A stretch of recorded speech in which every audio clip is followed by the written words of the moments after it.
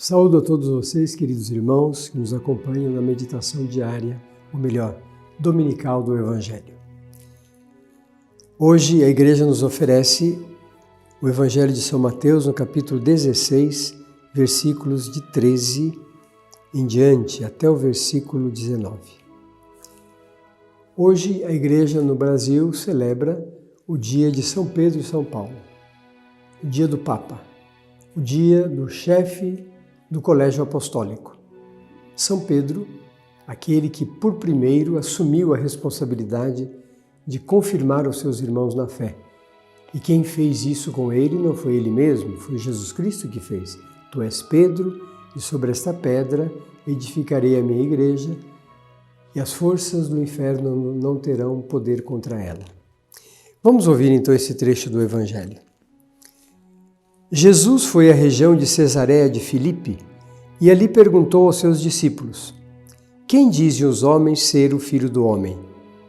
Eles responderam: alguns dizem que é João Batista, outros que é Elias, outros que é Jeremias ou um dos profetas.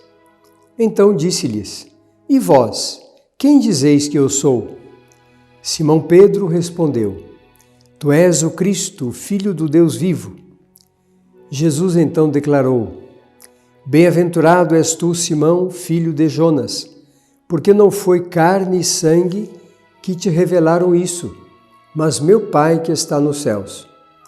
Por isso eu te digo, tu és Pedro, e sobre esta pedra construirei a minha igreja, e as portas do Hades não prevalecerão contra ela.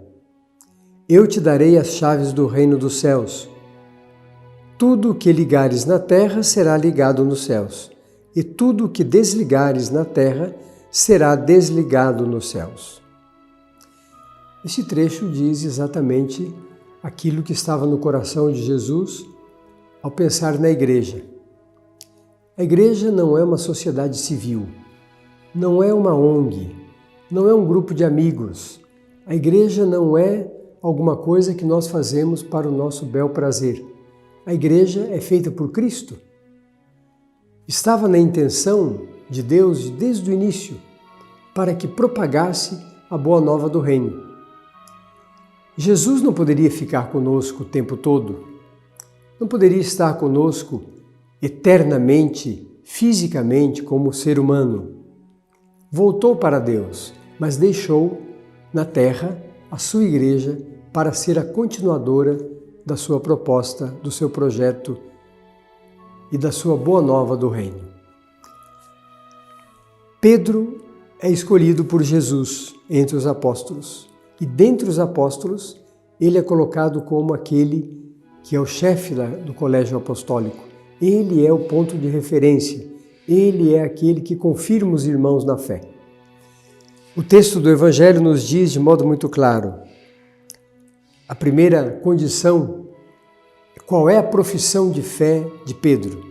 Jesus pergunta: quem dizem os homens ser o Filho do Homem?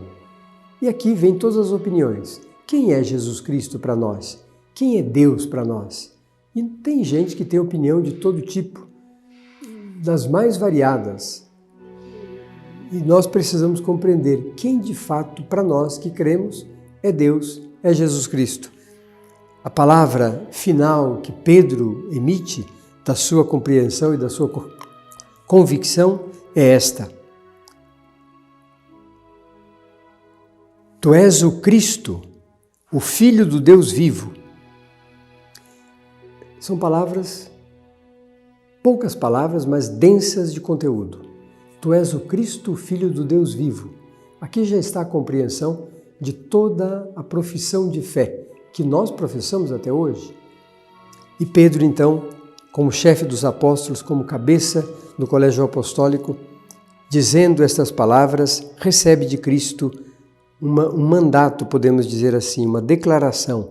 Aqui diz o texto: Jesus então declarou: bem-aventurado és tu, Simão, filho de Jonas, porque não foi carne e sangue que te revelaram isso, mas meu Pai que está nos céus. Por isso eu te digo, tu és Pedro, e sobre esta pedra construirei a minha igreja, e as portas do Hades não prevalecerão contra ela. Eu te darei as chaves do reino dos céus. Tudo que ligares na terra será ligado nos céus, e tudo que desligares na terra será desligado nos céus. Portanto, queridos irmãos e irmãs, nós não podemos olhar para a Igreja como uma instituição civil do mundo presente nessa terra. A Igreja foi feita por Jesus Cristo, formada por nós, que somos pecadores, limitados, fracos, mas a Igreja é de Cristo, pertence a Cristo. Um segundo ponto, quando falamos disso, a Igreja está no mundo, mas não é do mundo. Jesus já disse no Evangelho de São João, pedindo ao Pai pelos seus discípulos, preserva-os do mal. Eles estão no mundo, mas não são do mundo. Terceira coisa importante, quem continua a obra da Igreja na história somos nós. Nós somos os responsáveis para que a Igreja continue desempenhando o seu papel na história até o final dos tempos. Até o final dos tempos. Aquilo que é humano vai se acabar. Aquilo que é divino não se acaba jamais. Este foi o conselho daquele fariseu diante do Sinédrio, quando perseguiram os primeiros cristãos. Ele dizia, olha, será que nós não estamos perseguindo o próprio Deus? Porque se for coisa de Deus, nós estaremos lutando contra Deus, portanto não teremos nenhuma vitória. As coisas humanas, se for uma criação humana, vai se acabar por si mesmo.